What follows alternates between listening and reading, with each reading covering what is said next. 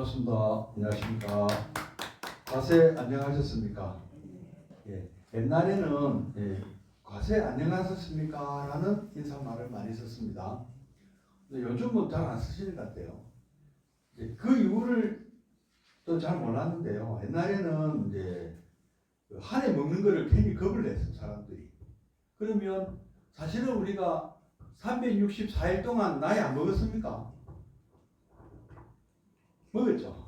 근데 계산을 이때 와서 하나 하는 건데, 그죠? 364일 동안 안 먹다가 365일 밤을 지나면 나이를 먹는다 이렇게 생각하는데, 옛날 사람들. 그래서 이 364일 동안 안 나타나다가 365일 그 석 달 검은 날 밤에 나타난 괴물이 있었대요. 그 괴물에 잡아먹히면 이제 큰일 나는 거라. 그래서 그걸 겁을 냈기 때문에 안녕하셨습니까? 하는 인사가 석 달 검은 날 밤새 안녕하셨나 이거라. 무사히 이제 나이는 하나 먹었지만 무사하다 이제 이런 같아요. 저도 정확한 건 잘 모릅니다만은 왜 이런 말을 했을까 생각해 보니까 그런 것 같습니다. 여기 이제 오늘 그 관세음보살님이 어떻게 하면은 우리를 안녕하게 해주는가 그 말씀이죠. 그죠? 이 내용 우리말로 되어 있어 갖고 무슨 말인지 아시겠죠? 예? 너무 이렇게 참 든든한 말씀 아닙니까? 어떠한 위기에 놓였더라도 관세음보살만 찾으면 뭐 괜찮다, 풀리 난다. 그 태풍을 만나도 풀리 나고, 그 도둑들을 만나도 안 다친다. 이런 말씀 아닙니까? 그죠? 네. 아닌가? 내가 잘못 읽었나? 대답을 하시면. 네, 맞죠? 그런데 이 관세음보살 이런 말씀이 이제 왜 이게 나왔냐면은 옛날에는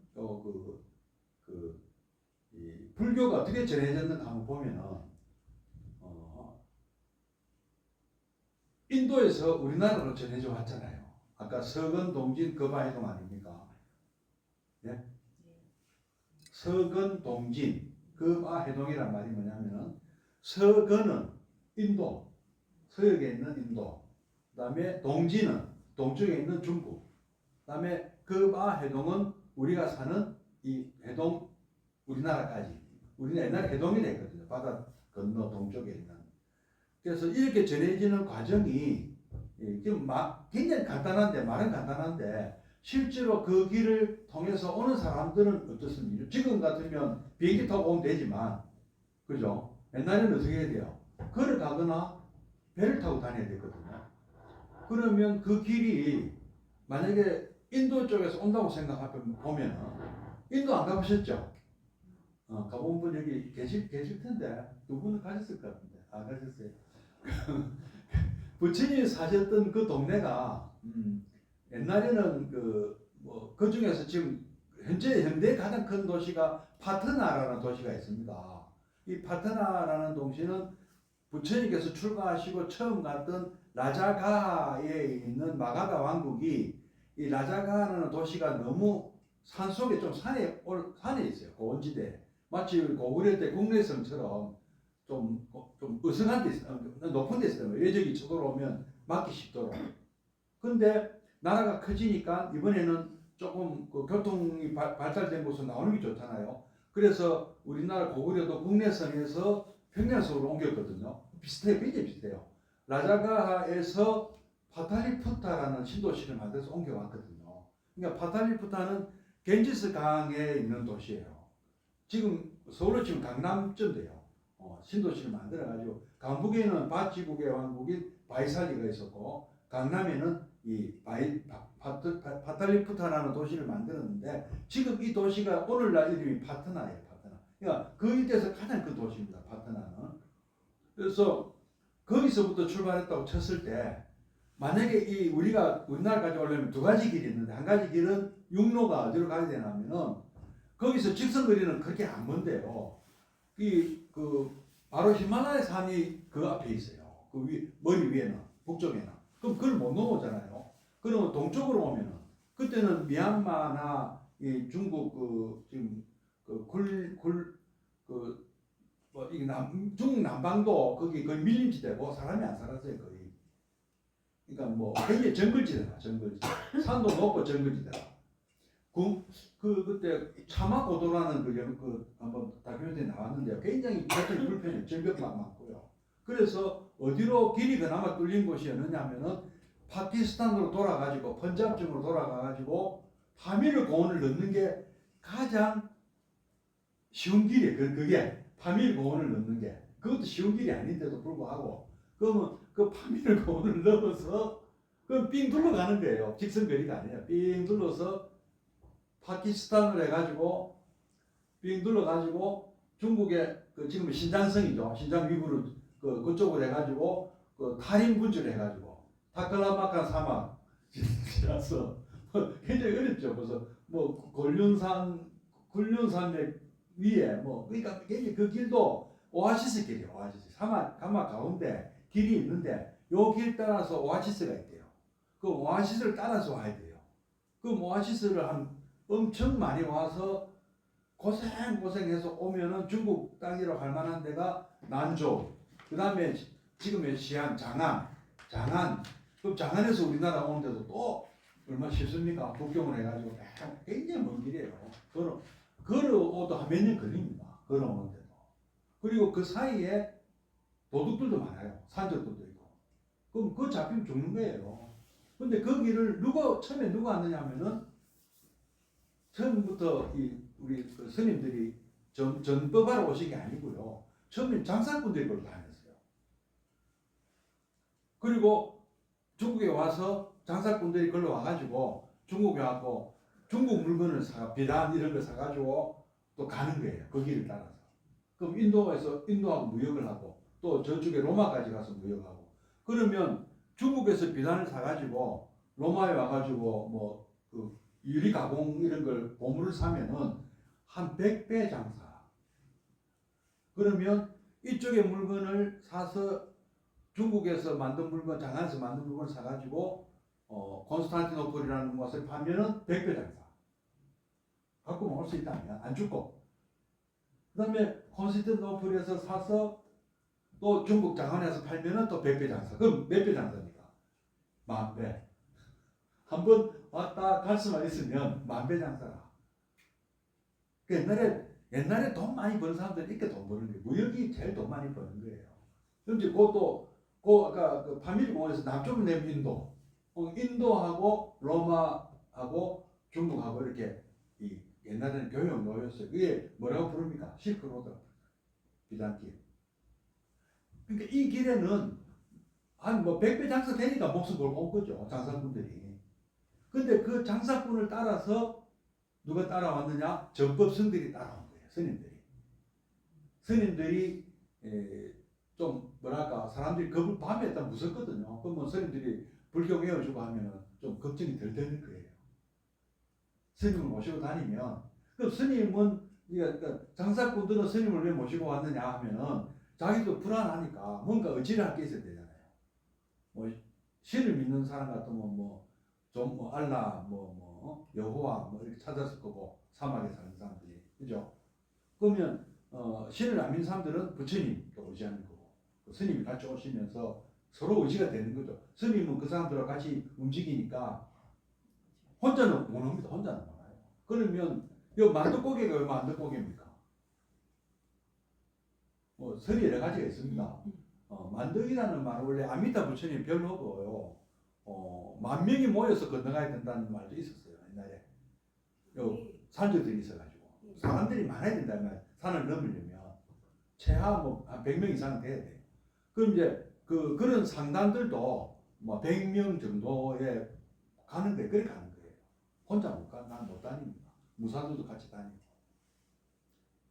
그러니까 굉장히 불안할 때 이 스님이 같이 다니면서 연부를 하면은 든든하잖아요.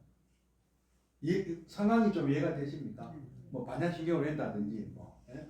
그다음에 이제 또 그건 육지를 얘기하는 거. 우리나라 이쪽에서 가는 스님들 그렇게 간 거예요. 그 역순으로 변장 스님이나 우리나라 해초 스님도 그 다음에 이제 반대로 이번에는 또 어디로 가느냐 하면은 바닷길로 올 수도 있는데 바닷길은 파트나에서 계속 서남쪽으로 가면은 뭄바이, 봄베이라는 도시가 있어요. 인도에.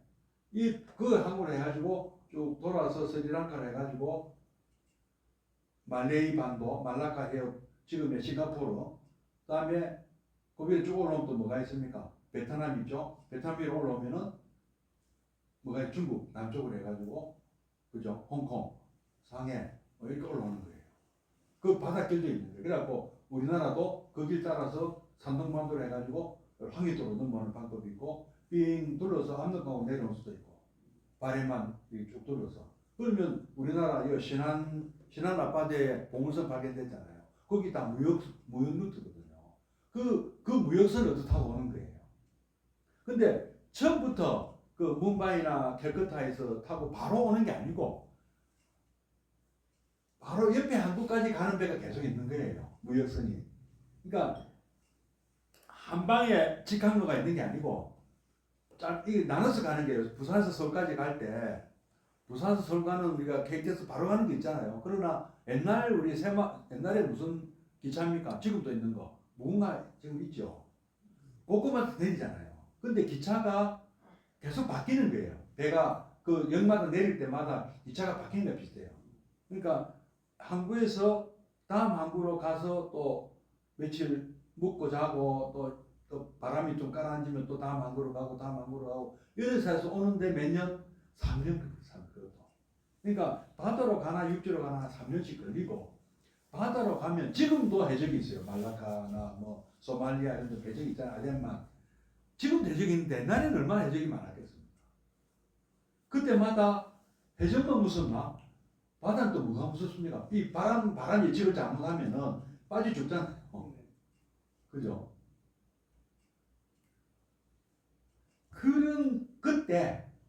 그때 누가 연불 막 열심히 했겠어요. 그 배 탄 스님이 목숨 걸고 전법을 하러 가고 한쪽에서는 전법을 하러 가고 한쪽에서는 구도하러 간 이 스님들이 연불 담당이잖아요.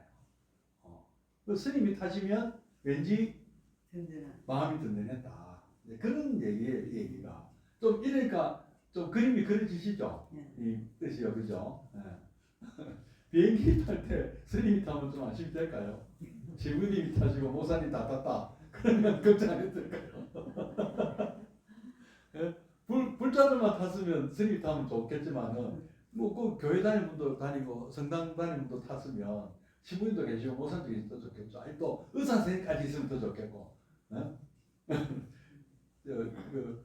뭐 그런 마음이죠. 정말로 관세음보살 부르면 괜찮을까요? 마음 얘기겠죠, 그죠? 하여튼 뭐 그런 말하자면 상황이라는 것이죠. 이제 이 상황은요. 자, 그래서 우리는 부처님께서도 그렇게 얘기하셨어요. 우리가 말하자면 제일 사람들이 제일 두려워하는 것이 무엇일까요? 도적입니까? 아니면 뭐 강도입니까? 아니면 뭐 이런 게 무서운 게 아니에요. 진짜 무서운 건 뭘까요? 갑자기 죽는 거죠. 아무 대비도 없이. 저승사자. 그게 제일 무서워요. 아무 대비가 없으면 진짜 무섭거든요. 근데 우리가 갈 준비가 다 된 사람은 하나도 안 무섭겠죠. 마치 미지의 세계로 소풍 가는 기분 들 수도 있어요. 나는 옛날 소크라테스 그랬대요. 나는 죽음에 대해서 난 잘 모르는데 사형 판결 받고 집행을 받기 전에 제자들이 와가지고 이미 다 짰다. 그냥 몸만 피하시면 된다. 우리가 다 손을 써놨으니까 소크라테스 형님, 몸만 피하시면 됩니다. 했는데 소크라테스가 뭐라 했습니까? 법도 법이다. 그리고 나는 내가 죽음에 대해서 내가 아는 바가 없으니까 이번 기회에 한번 체험해 보겠다. 보통 분이 아닌 거예요. 그렇게 할 수 있다는 거는 나는 살아서 해볼 만한 거 다 해봤고 이제 죽음 저 너머의 세계가 무엇인지 나 알고 싶다. 그런 마음 자세 같으면 죽음이 하나도 두렵지 않은 거죠.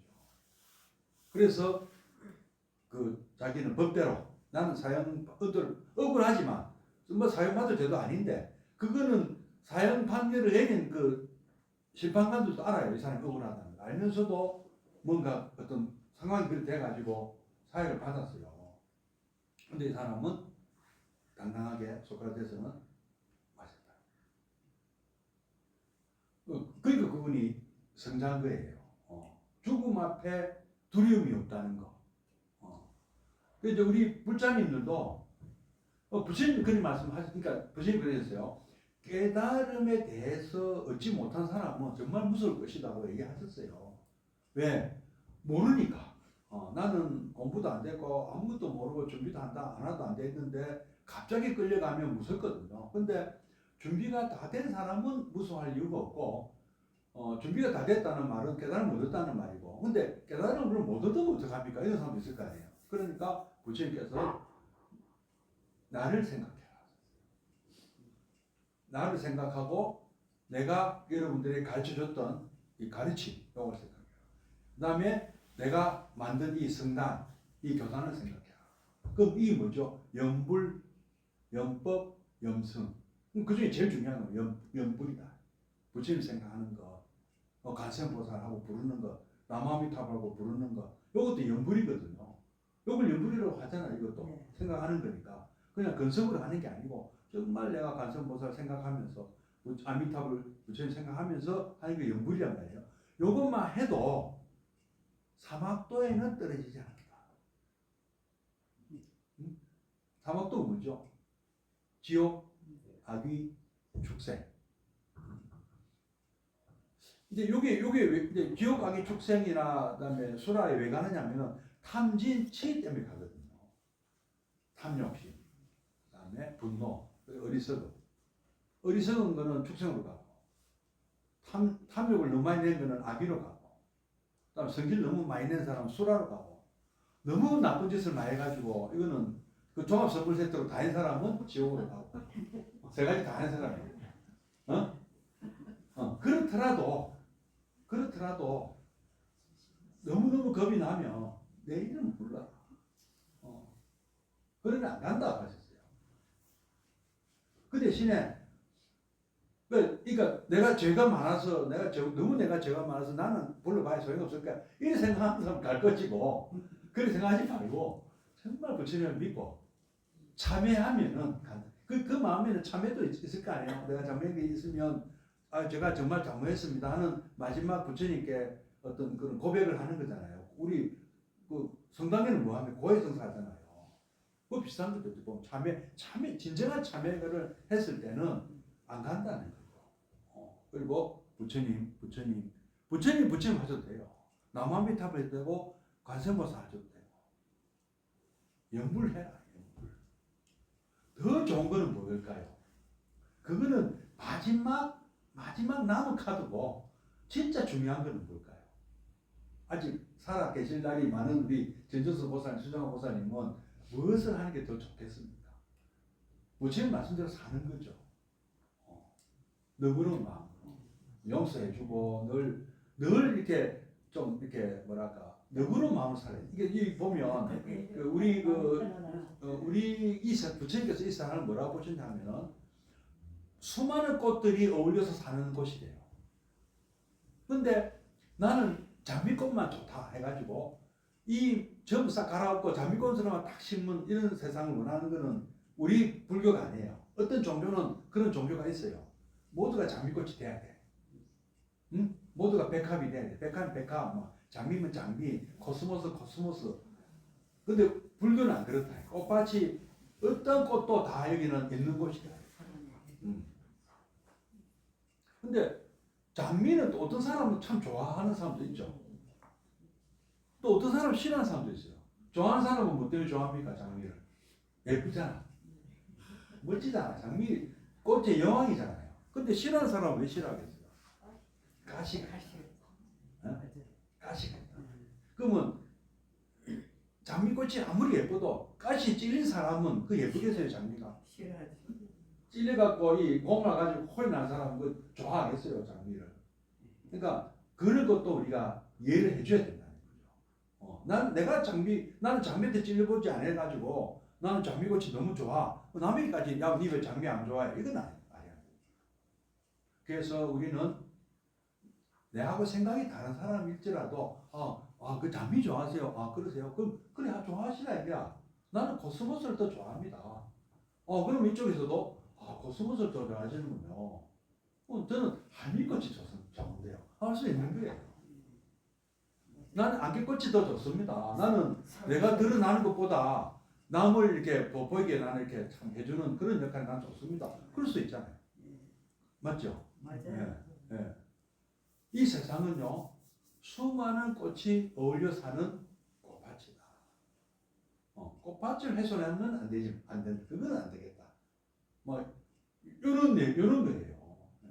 자, 우리 두 가지를 배웠습니다. 한 가지는 염불, 불안할 때 염불하시고, 또 평소에는 그대는 장미꽃 좋아하세요? 그렇게 하세요. 하는 이런 아량, 너그러움 이거 필요하다.